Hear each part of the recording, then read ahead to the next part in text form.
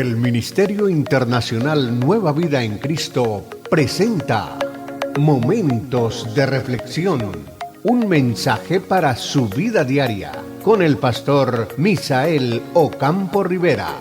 Bienvenidos. Hola amigos, cordialísimo saludo, bienvenidos a la reflexión en el día de hoy. Bueno, todo evento, toda circunstancia y toda situación tendrá obviamente las consecuencias que vendrán después de ello. En el caso de la reflexión anterior, entonces vimos cómo Jesús llegó a Betania, a la casa de Marta y María, averiguó por su amigo Lázaro, fue hasta la tumba donde lo habían sepultado y dio la orden para que saliese. Y él resucitó. Esto obviamente dividió las opiniones de quienes estaban en ese lugar. Y en el verso 45 del capítulo 11 de Juan dice: muchos judíos que habían venido o que habían ido a ver a María y habían visto lo que Jesús hizo, creyeron en él. Esta es la primera reacción. La primera reacción de los amigos de la casa ahí en Betania, de Marta, de María y de Lázaro, fue creer en Jesús. Es que es algo extraordinario y no se podría esperar menos. Que las personas que lo vieron morir, que lo sepultaron, que colocaron la piedra, que lloraron y que estaban haciendo el duelo y que estaban acompañándola en estos primeros días de la muerte de su hermano, ahora ven al Maestro que llega, Jesús que llega, que hace una oración, que da una orden, que Lázaro se levanta y sale de la tumba. Pero unos de ellos fueron a los fariseos y les contaron lo que Jesús había hecho. Mientras que unos creyeron en Jesús, otros fueron y lo acusaron con sus enemigos, con los judíos, con los principales maestros de la ley. Entonces los jefes de los sacerdotes y los fariseos llamaron a una reunión del consejo y dijeron, entonces se puso interesante, ¿se da cuenta? ¿Qué vamos a hacer?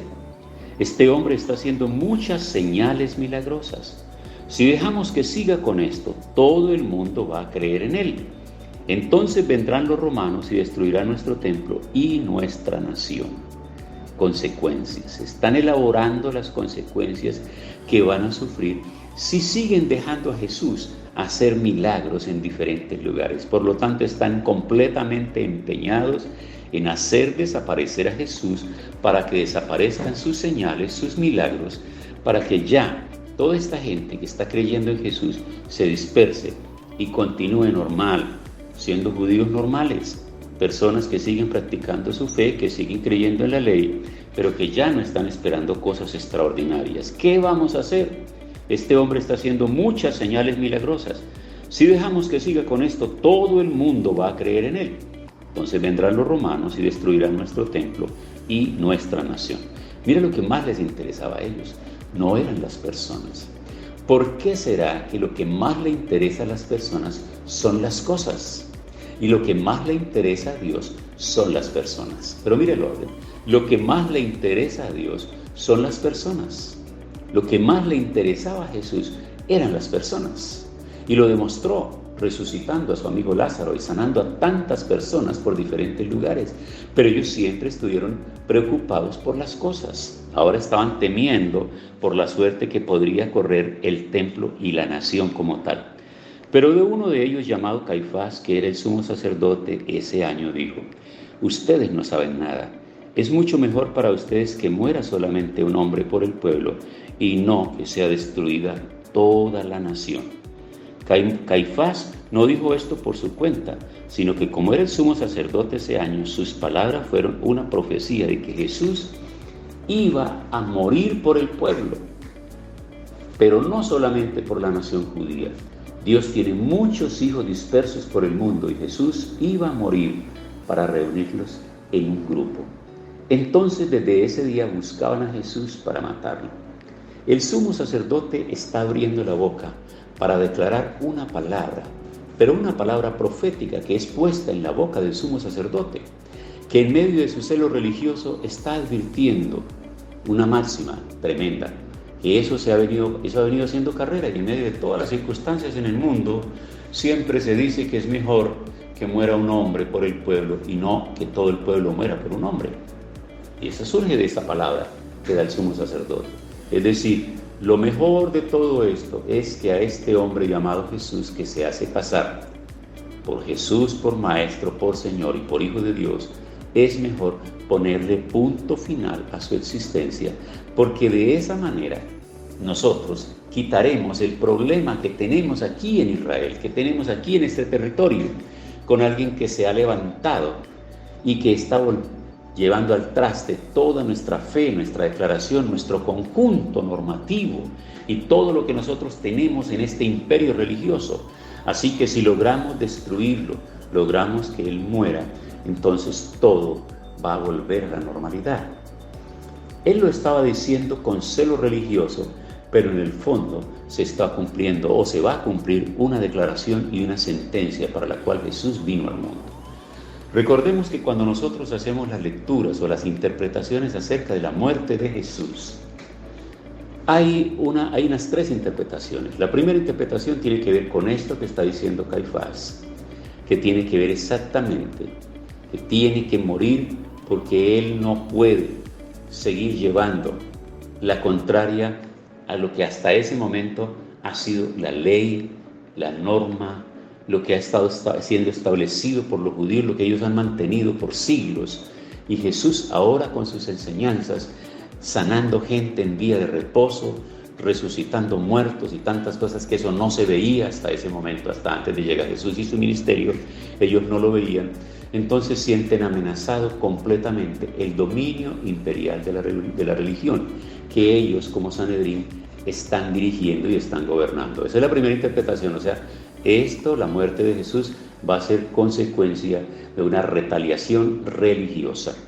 La segunda lectura que se hace sobre la muerte de Jesús tiene que ver con una retaliación de tipo político, porque entonces ya el imperio romano va a asumir y le van a dar una ejecución y va a morir ahora, porque se considera también que es una amenaza política en el mediano y en el largo plazo, porque está dando unas enseñanzas que están transformando muchas multitudes, y todas esas multitudes transformadas y acaudilladas por alguien que las sepa dirigir podrían llegar a levantarse contra el imperio en algún momento.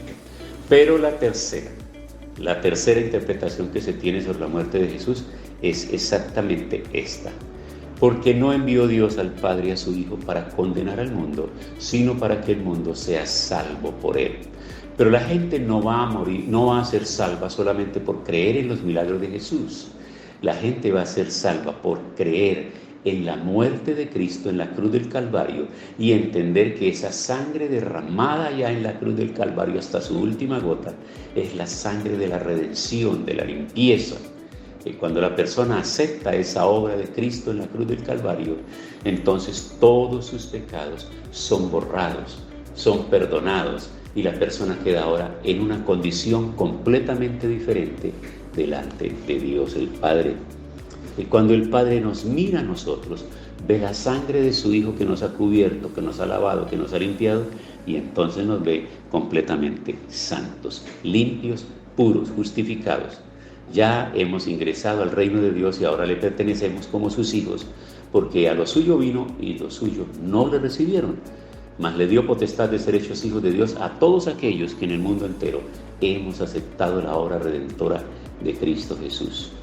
Entonces, desde ese día buscaban a Jesús para matarlo, después que llegaron a la conclusión que era mejor matar a un hombre para que muriera un hombre por el pueblo y no todo el pueblo por el hombre.